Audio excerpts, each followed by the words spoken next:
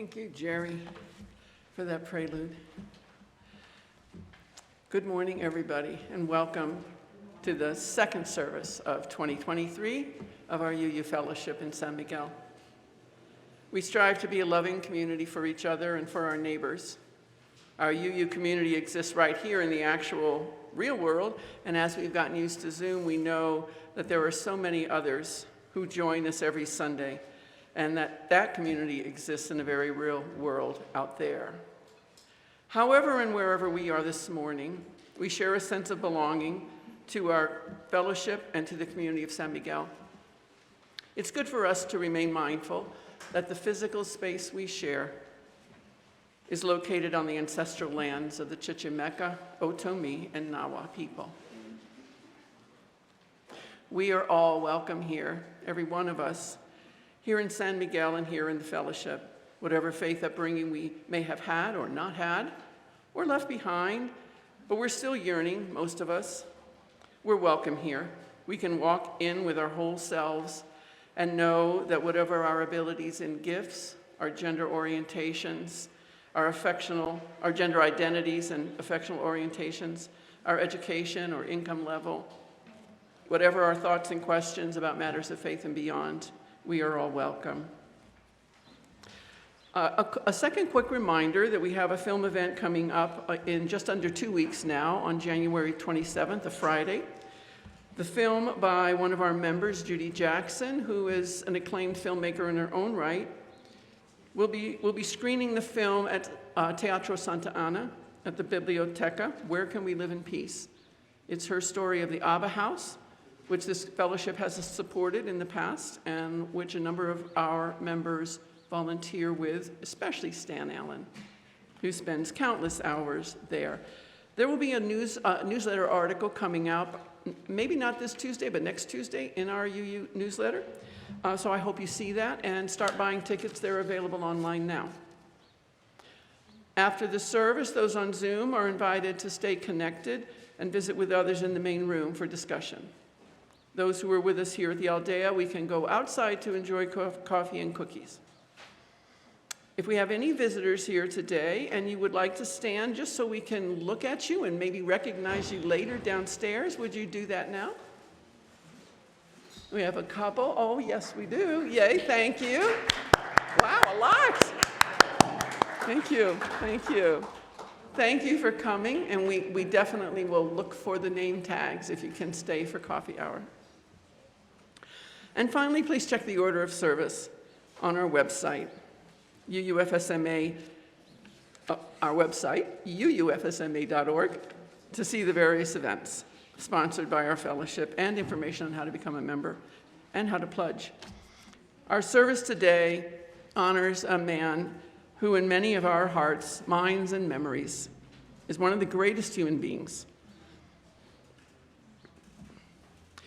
ever to come out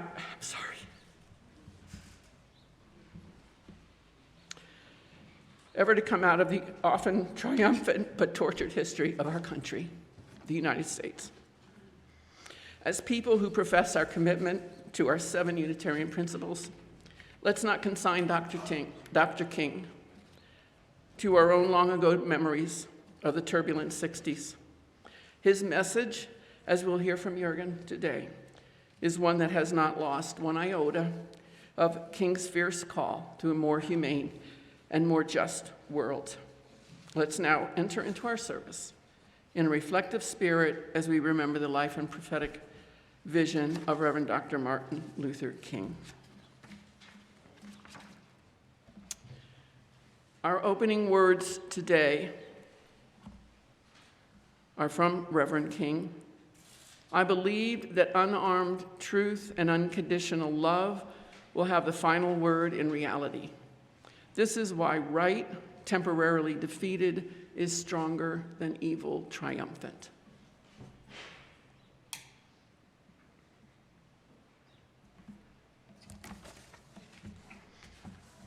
Thank you. Now please enjoy this welcoming music by our guest vocalist, Sibyl English. Jurgen and I have just gotten to know her, along with several others on the team. She may be known to many of you from past performances here in San Miguel. And you can learn a bit more about her in the bio. She will sing for us, "A Change is Gonna Come." Thank you, Sibyl.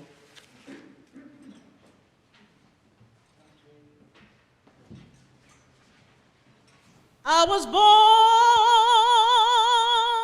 by the river in a little tent, oh,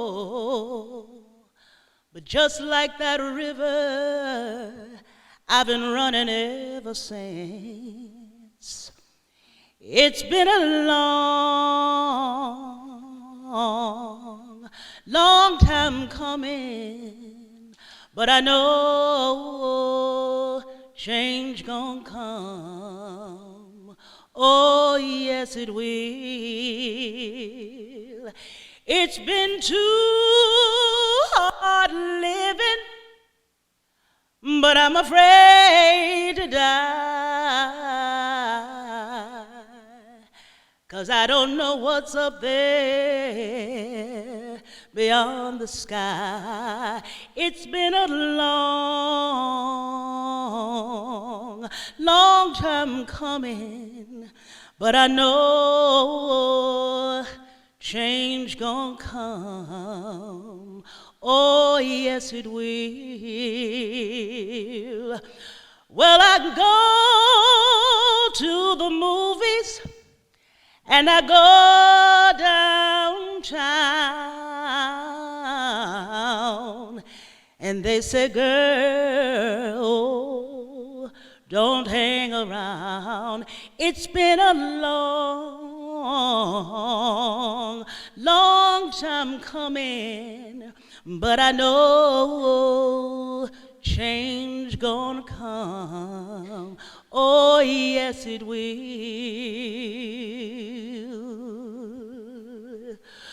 Well, I go to my sister and I say, sister, help me please. But then she winds up knocking me back down, back down, back down, oh, my knees. It's been too hard living, but I'm afraid to die, 'cause I don't know what's up there beyond the sky. It's been a long, long time coming, but I know change gonna come. Oh, yes, it will. It's been a long, long time coming, but I know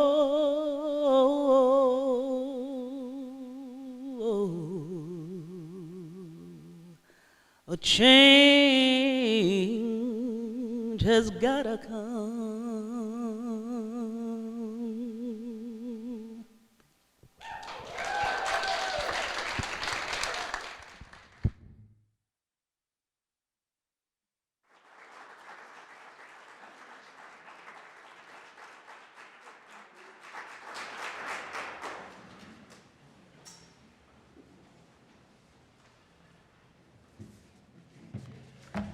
Thank you. Thank you is not adequate. Beautiful. I invite you all to stand and join together in reciting our covenant. First in English, and then with Miguel leading us in Spanish. You'll see the words on the screen. We respect the interdependent web of life and work for a just and peaceful world. We encourage the search for truth and meaning, strive for compassion in our relationships, and seek values that will benefit our lives and the lives of others. This is our covenant.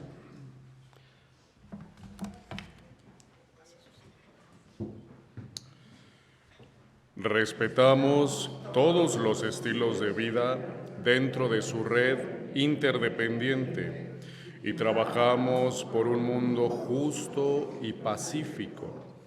Alentamos la búsqueda de la verdad y la comprensión total.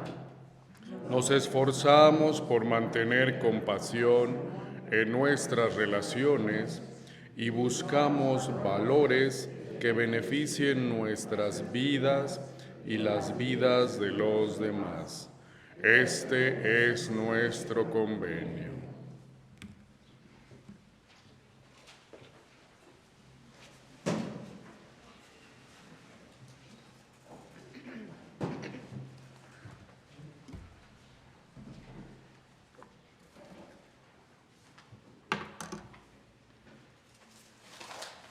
Good morning, everyone. My name's Alicia Price. I'm a long-term member here at the Unitarian Fellowship in San Miguel. I'd like to welcome everyone here at the hotel and also everyone connected by Zoom. We now enter a very sacred time in our service, a time when members and friends share with our community significant joys, sorrows, and concerns that they're experiencing. For each joy or concern, we light a candle indicating that thought, that person, that prayer is held by all of us this morning. If you have a joy, sorrow, or concern that you would like shared at a future service, please email it to our minister, the Reverend Tom Marciello. If you're on Zoom and wish to share a joy, sorrow, or concern this morning, you may do so by typing it into the chat box now. We light our first candle for Frances Yalom. I'm not saying that right. Concerns for her friend Evie Mobbs, a UU member from Florida, who was visiting San Miguel and became ill soon after her arrival here. She was later diagnosed with a cerebral aneurysm and is now in the hospital in Querétaro, and she'll have surgery on Wednesday. Our prayers are with her and her family. Our thoughts and prayers also go out to Christian McGrew and Bob Gate. They have been going through a rough stage in Bob's leukemia treatment, and on top of that, this week, Bob took a bad fall and had to be hospitalized. Thankfully, he's now home and things are looking up again. As we have done each week now for more than a year, we light our blue candle in concern for the people of Ukraine who have been suffering incredibly in an unprovoked and unjust war of aggression by Russia, which seems to be getting more intolerable by the day. Do we have anyone on Zoom that's added a joy or concern? No? No? She's fine. Okay, thank you.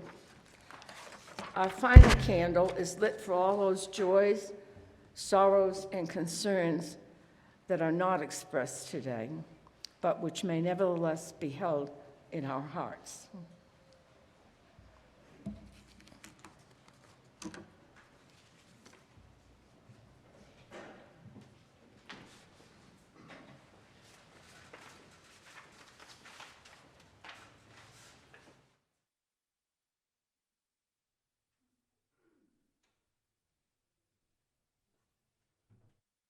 Just a word before I play this next tune. This is a tune called Come Sunday. That was part of a Duke Ellington suite that he wrote and performed in Carnegie Hall in 1944.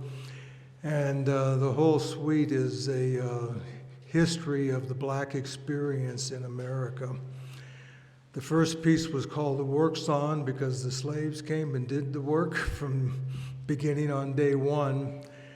And on Sunday, they rested and went to meeting. And this is a kind of a commemoration of that. So, come Sunday.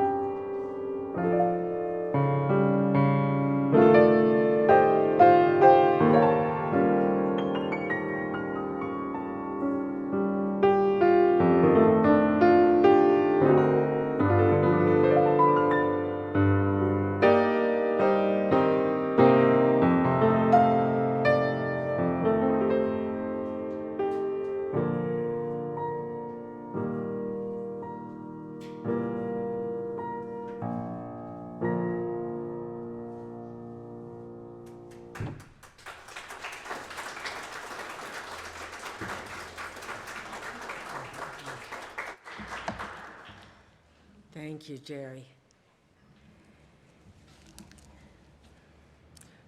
Martin Luther King Jr. revitalized the term beloved community. The beloved community describes a global vision of humans cooperating together in sharing the earth's abundance so that all people thrive.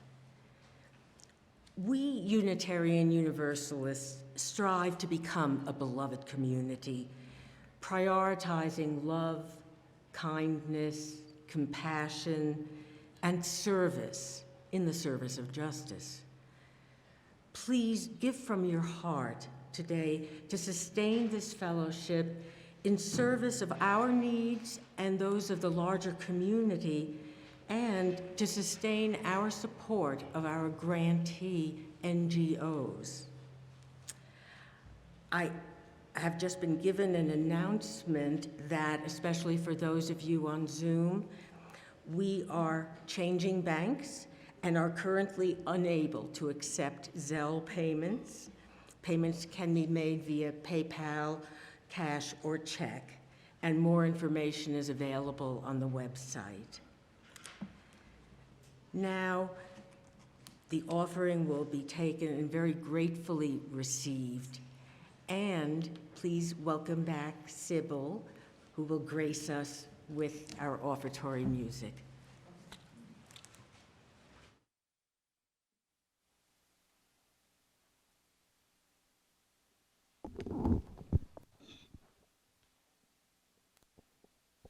Has anybody here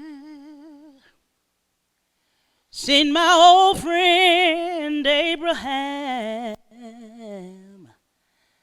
Can you tell me where he's gone?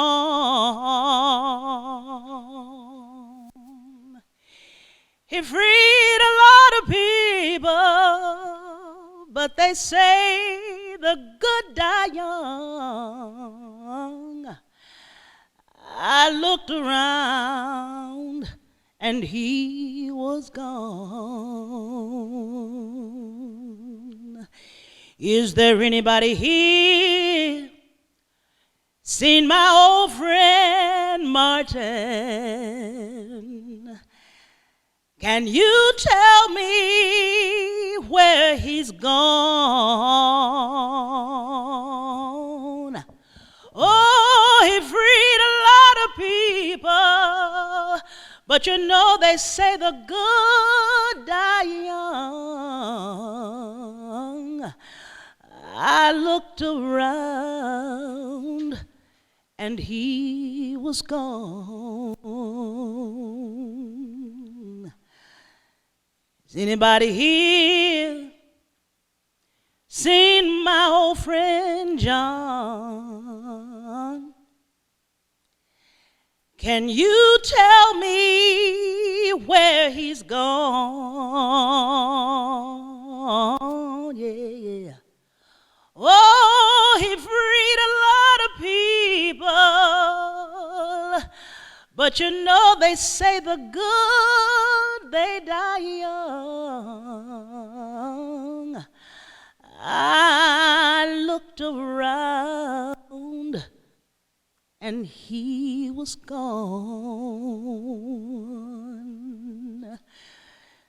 Anybody here seen my old friend Bobby? Can you tell me where he's gone?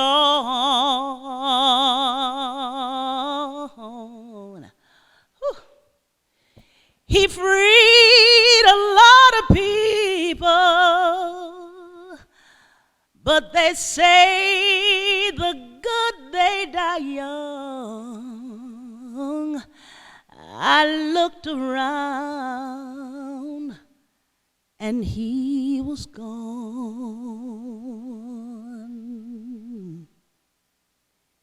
Anybody here seen my old friend Martin? Can you tell me where he's gone?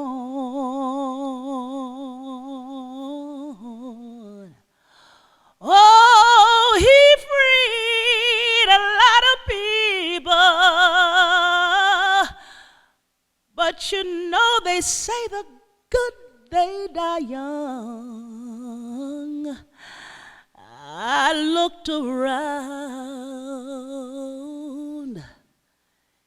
and they were all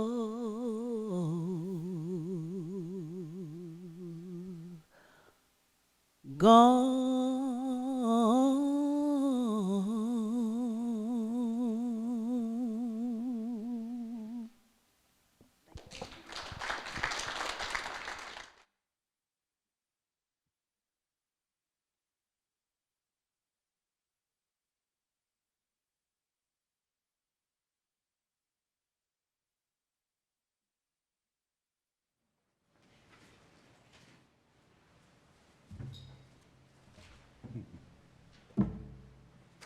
Good morning.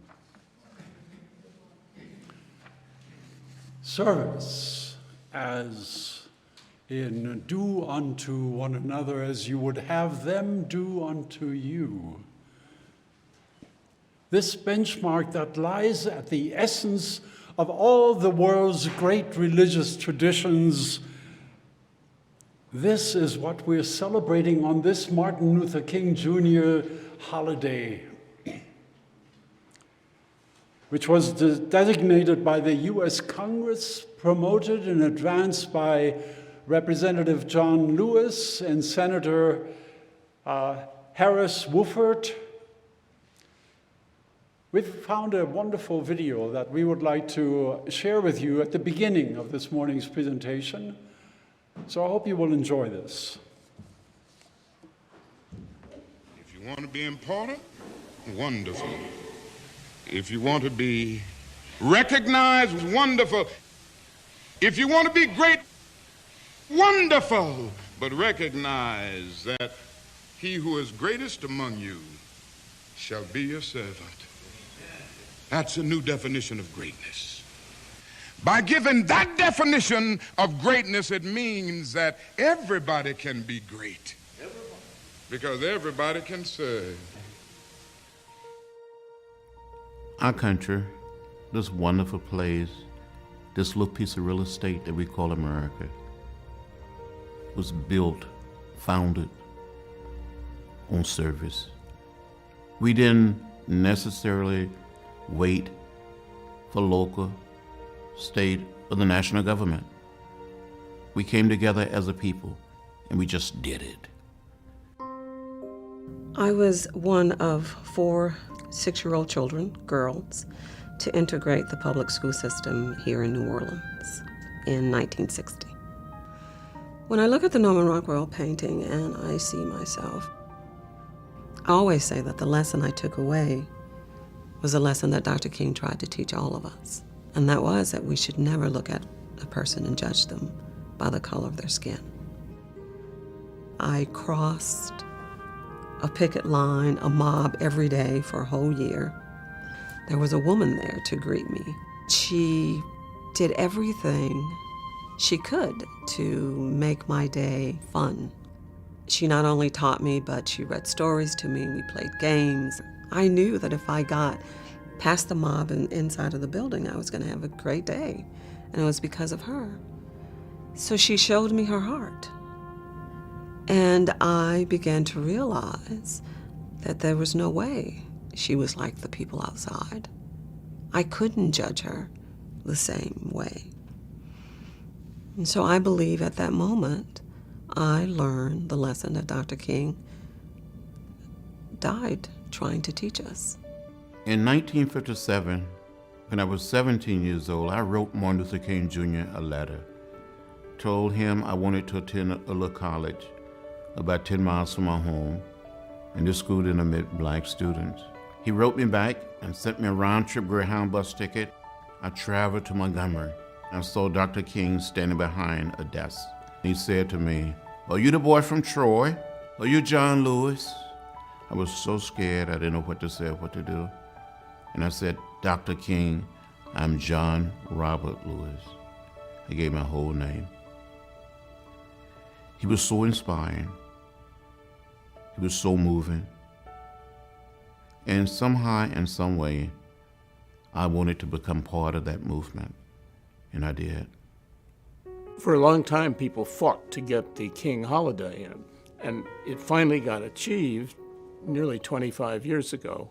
But it was sermons, talks, meetings, lunches, and one day I said to myself, this is wrong. If Martin Luther King were here, he'd say, that's not what I want on my day. I teamed up with John Lewis in the House and many Republican and Democratic colleagues of mine in the Senate. We felt that Martin Luther King Jr. was a man of service, and his day, that federal holiday, should be a day of service. When the Congress passed the legislation, it was sort of like reading wedding vows, that we were marrying a commitment to serve the common good and to let justice roll down like waters and righteousness like a mighty stream. we lost a great soul. He took chances. He lived daringly. He didn't let the fear of harassment or persecution deter his mission. He stayed focused and committed. While he died at a young age, he lived a long life in terms of service and witness.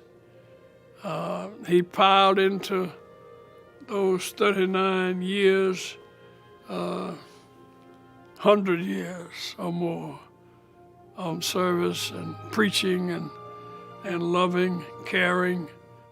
My father said an individual has not started to live until he or she can rise above the narrow confines of his or her individualistic concerns to the broader concerns of humanity. He would certainly applaud the fact that our nation has set aside a day where we can become more other-centered rather than self-centered and really focus on the broader concerns of humanity, because that's really the person that he was and the way that he lived. Nothing's insignificant. As you're celebrating the King Day, remember you are important, you're significant, and you have something that you can offer to make humanity a better place.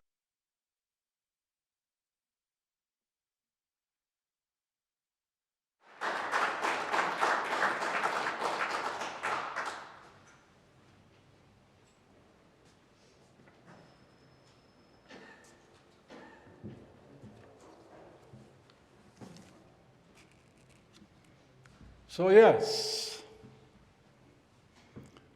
tomorrow is going to be a day on, not a day off, as the slogan evolved.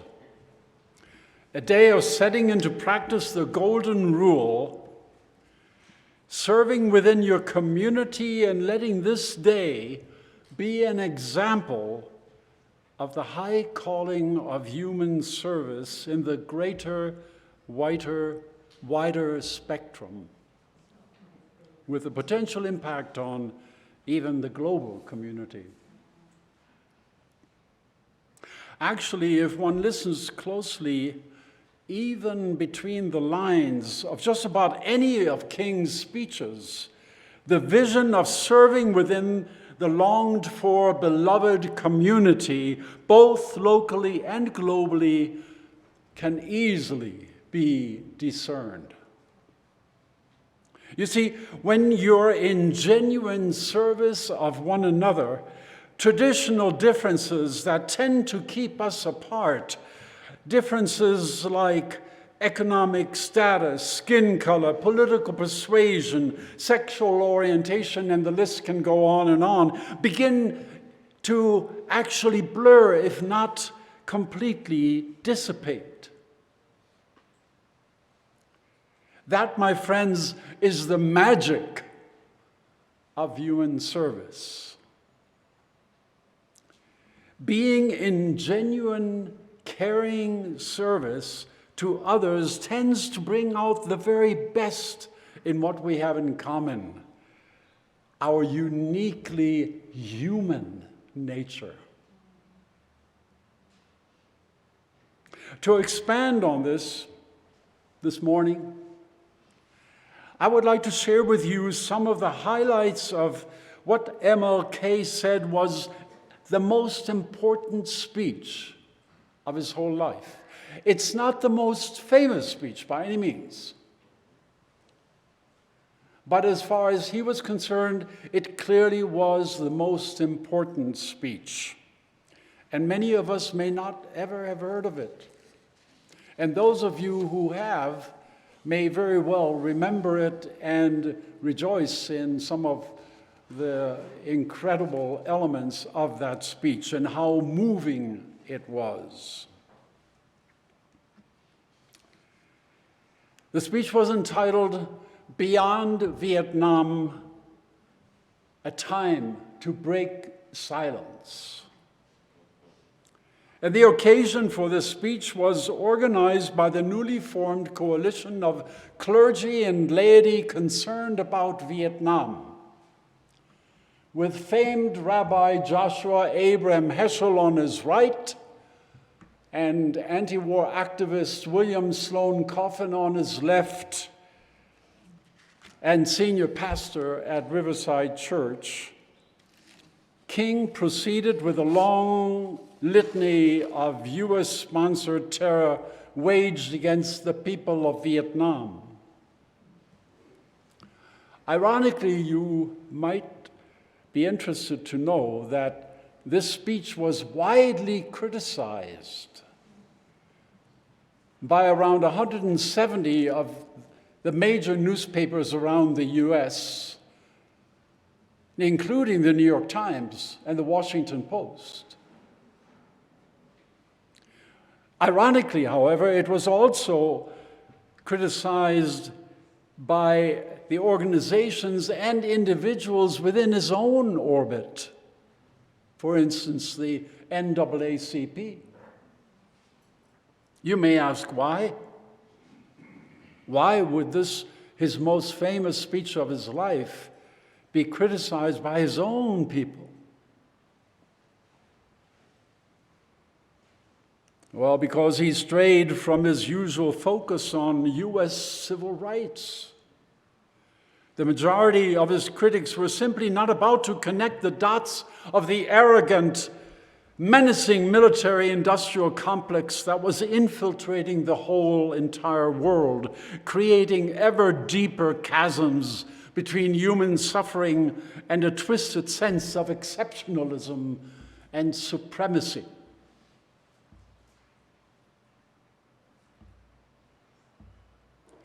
To help set the stage, I want to share several expansive quotes of this presentation which will allow you an insight as to why he would refer to this as why we would refer to him as the radical revolutionary king.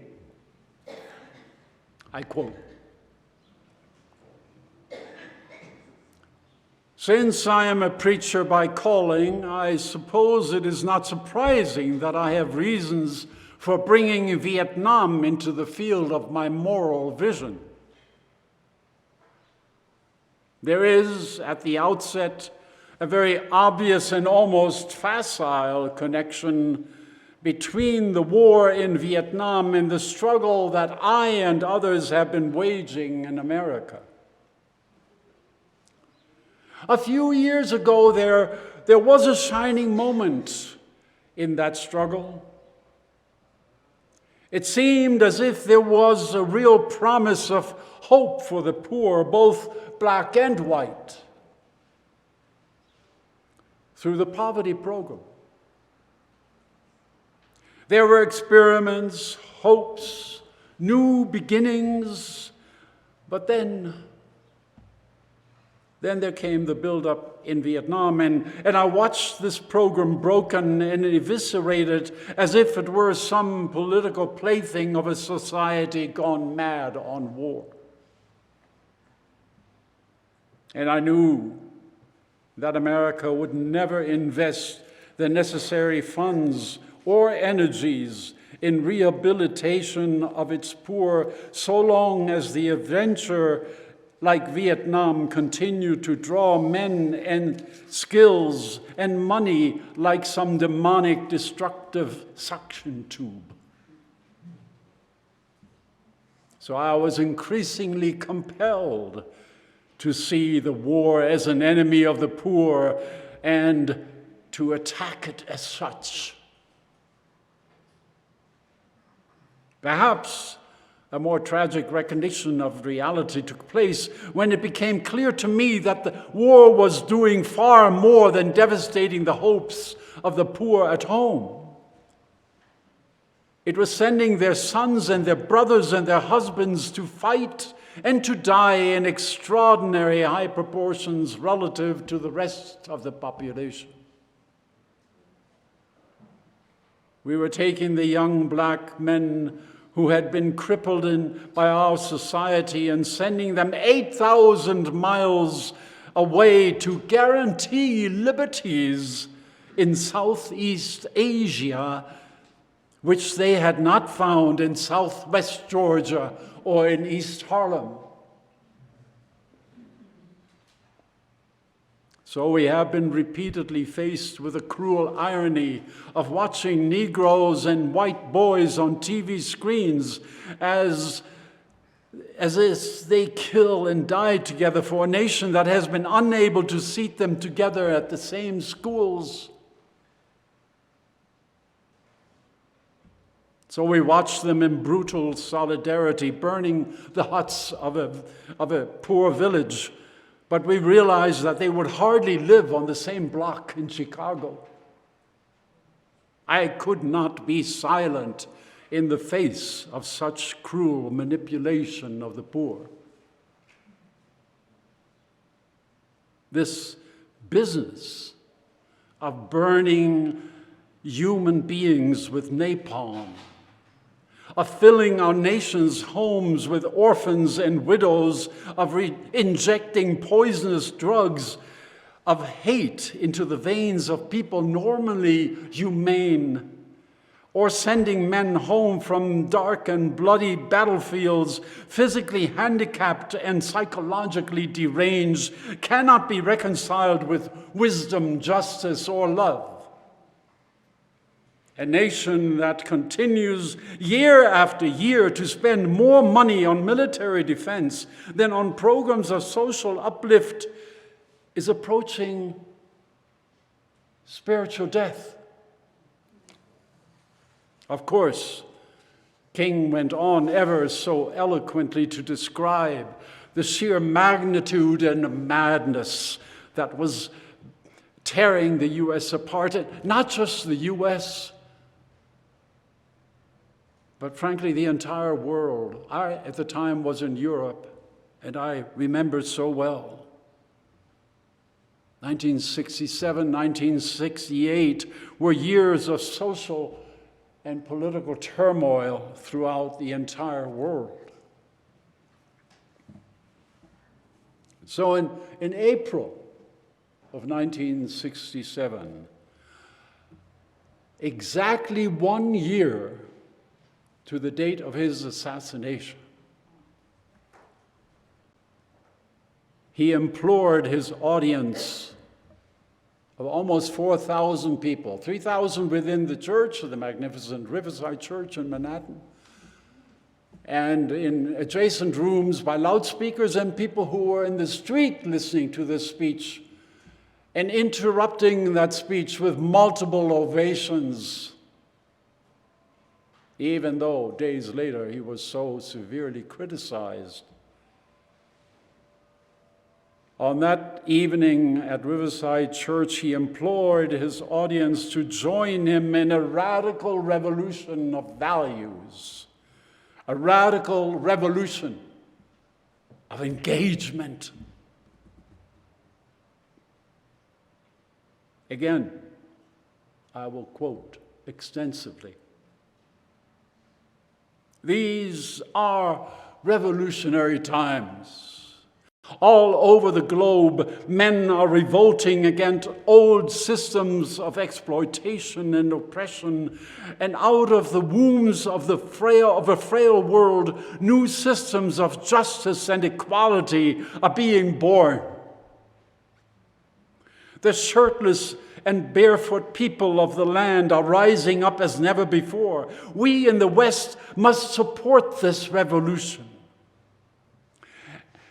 It is a sad fact that because of comfort and complacency, a morbid fear of communism, and our proneness to adjust to injustice, the Western nations that initiated so much of the revolutionary spirit of the modern world have now become the arch anti-revolutionists.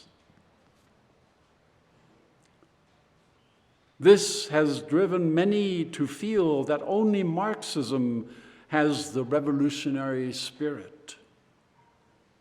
Therefore, communism is a judgment against our failure to make democracy real and follow through on the revolution that we initiated Our only hope today lies in our ability to recapture the revolutionary spirit and go out into a sometimes hostile world, declaring eternal hostility on poverty, on racism, and militarism. With this powerful commitment, we shall boldly challenge the status quo and unjust mores. A genuine revolution of values, he goes on, means that in the final analysis, that our loyalties must become ecumenical rather than sectarian. Every nation must now develop an overriding loyalty to humankind as a whole in order to preserve the best within their individual societies. King continues, we are faced with the fact that tomorrow is today.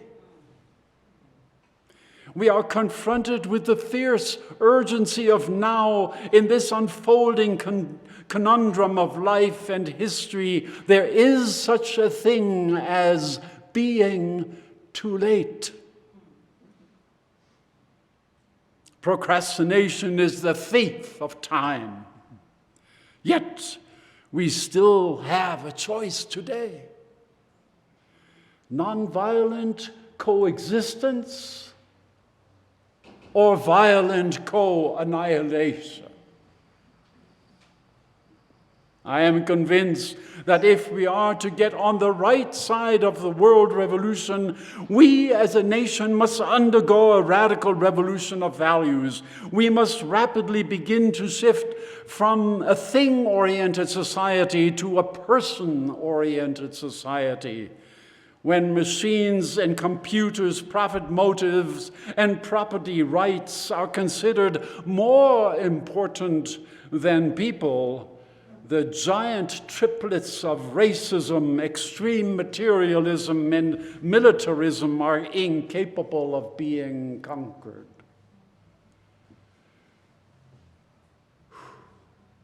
Surely you can see how deftly King connects the dots of what he had seen, what he had been saying all along. But now with a new, broader focus of a more just, more equitable world beyond the borders of America. In fact, he mentions in that speech that having received the great honor of the Nobel Peace Prize several years earlier caused him to shift his focus and his message to warn of the yawning chasm of exploitation and the resulting mass of human misery that it was causing upon the entire world. So it would be well for us to ask today, how does his prophetic call for a radical revolution of values ring true even in our time? Well, if you come to think of it, the dynamics that so rocked the world of 1967 really haven't changed that much. In fact, I would suggest that they may well have grown more alarming. The litany of the widening disparity bordering on madness that's prevailing in our time is eerily all too familiar. I'll just name a few. Surely you've seen the parallels of the US-sponsored terror waged against Vietnam in the 60s and early 70s, and the disastrous wretchedness and chaos of an arrogant demagogue has unleashed against his neighboring Ukraine, not to mention on his own people. And the ripple effect that it's having on our entire world. Then there's the human-caused disaster of planetary heating, to the point that we're facing an acceleration of species extinction not known in recorded history, which may result in the possibility of our own extinction within 100 or 200 years.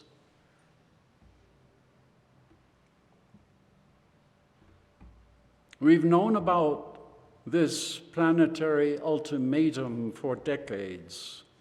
Yet, as individuals and as societies, we're warily slow, even complacent, to rapidly work towards sensible solutions and set a realistic reversal of our present course toward a sustainable, thriving world for our children, our grandchildren, and their progeny.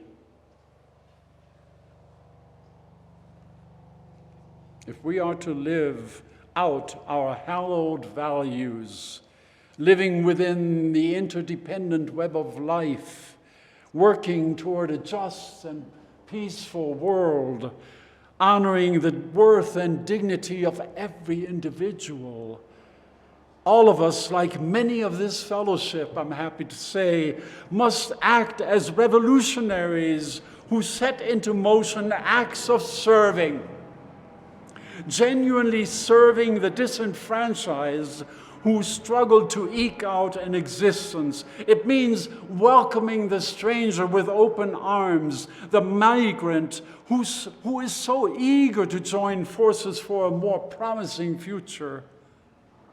It means planning and making concrete life, both for ourselves individually as well as society at large, that is more sustainable, and that is serving the planet, joining forces that yearn for a more dynamic society that is engaged with the challenges and opportunity that the future portends. We're living in a time in which the dynamic of life holds equal parts of promise and peril.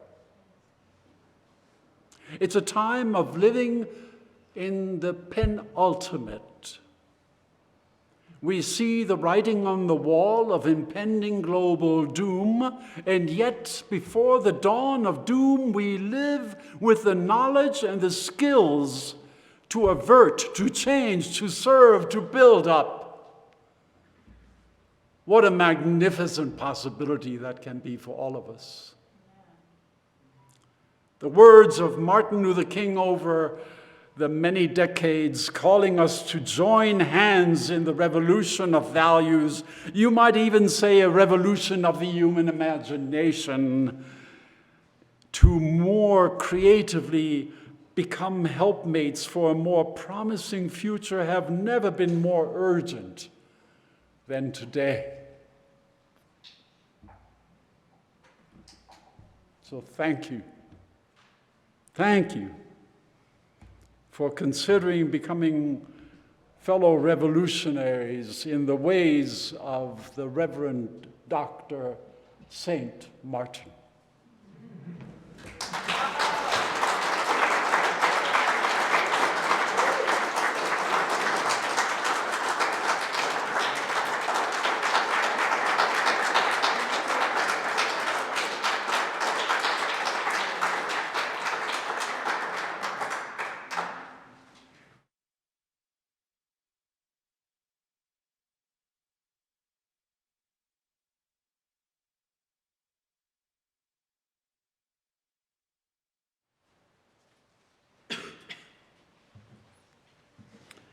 Oh, excuse me, I lost my place.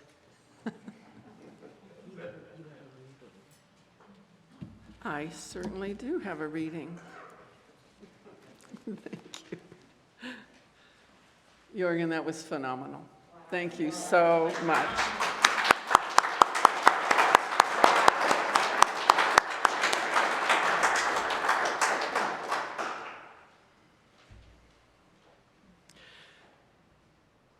I just invite you to listen to part of a prayer for UN Sunday, which sounds a little out of place, but we adapted 2 of the stanzas to fit this, especially following Jurgen's talk. Spirit of life, we have come into each other's presence this day, seeking a part of ourselves, knowing that we do not live alone, and knowing that we cannot live fully if we are for ourselves alone. We gather in thanks for the life and ministry of Martin Luther King Jr. We dedicate this time together today and forever to renewing our hope. May the stories we share give us courage. May the songs we sing give us hope. And may the words we speak give us wisdom. And may our deeds, guided by our values, work for a just, more peaceful, more humane world. This is Reverend Wayne Arneson's words. Our closing hymn, and you will get to sing finally, along with our guest, Sibyl English, is Lift Every Voice and Sing. We will project the lyrics on the screen. You don't need to refer to your hymn book. I think the words might be the same, but they'll be very visible, and let's focus there because I think that Sibyl will be singing from that place, and you know what I mean. We'll be singing with that more than a UU hymnal, and it will be easier for all of us to join in. Thank you, Sibyl.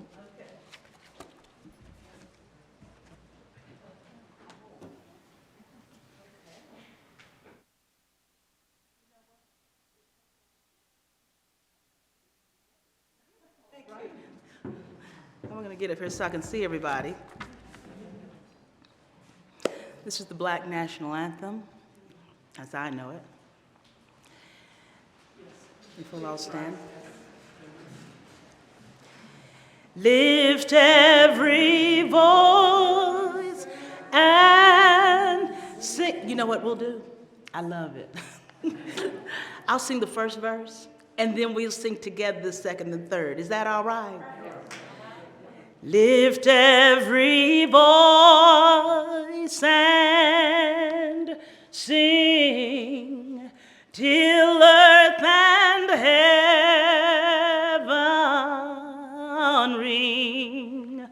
ring with the harmony of liberty. Let our rejoicing rise high as the listening sky. Let us march on till victory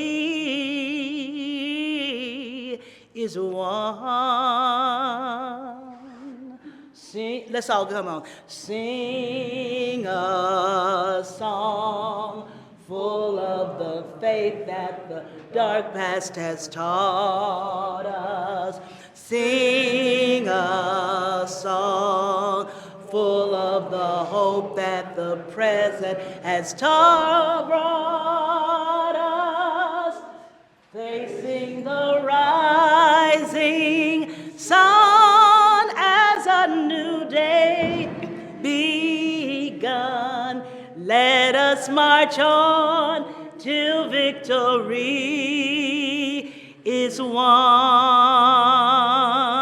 Second verse. Stony the road we trod, bitter the chastening rod, felt in the days when hope unborn had died, yet with a steady beat have not our weary feet come to the place for which our others died. Sing a song. Sing a song full of the faith that the dark past has taught us.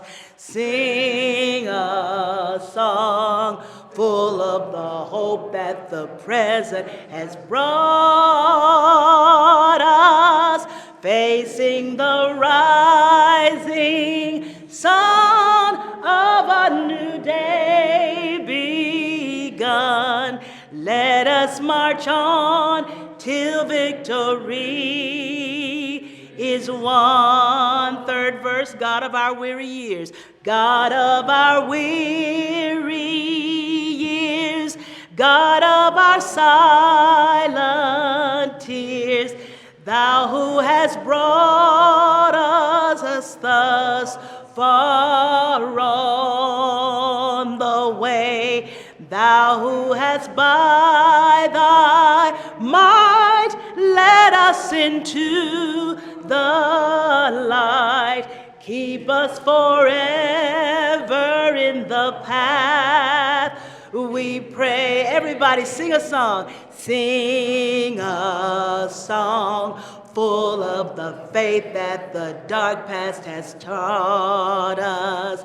Sing a song full of the hope that the present has brought us, facing the rising sun of a new day begun. Let us march on till victory is won. Thank you, Lord. Thank you, Lord. Great job, everybody.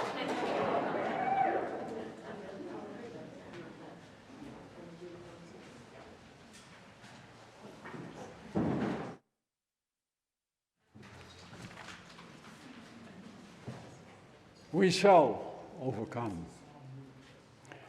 When we can truly celebrate the diversity of contributions and talents offered by all people, we shall overcome hatred and prejudice and oppression. Amen. And when we can truly extend our hand to one another in loving acceptance, we shall overcome the past that haunts us now. Living in peace and freedom, we shall overcome the wrongs that have shaped our history and the debts left unpaid. Let us join together in that commitment to overcome. May it be so, and amen.